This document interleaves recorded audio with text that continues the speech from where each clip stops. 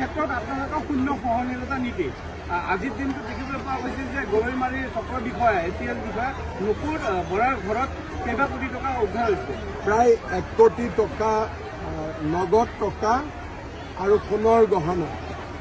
নগদ টকা প্ৰায় 70-75 লাখ টকা, সোণৰ গহনাও যথেষ্ট আমি পাইছোঁ।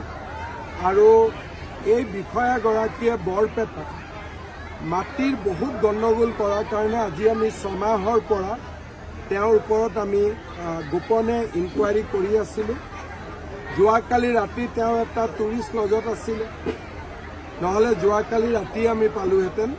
আজি ৰাতিপুৱা ঘৰ গৈ পোৱাৰ লগে লগে তালাচী চলাই আৰু ইমান টকা পইচা ধৰাত পৰে।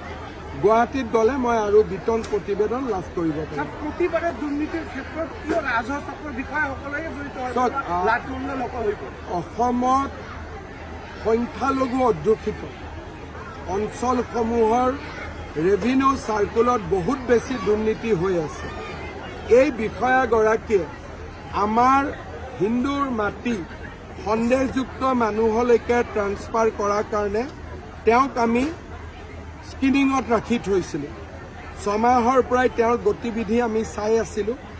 বৰপেটাত ৰাজহ চক্ৰ বিষয়া হৈ থাকোঁতে হিন্দুৰ মাটি তেওঁ সন্দেহযুক্ত লোকলৈ টকা লৈ পেলাই হস্তান্তৰিত কৰিছিল আৰু সেইকাৰণে আজি আমি কঠোৰ ব্যৱস্থা লৈছোঁ।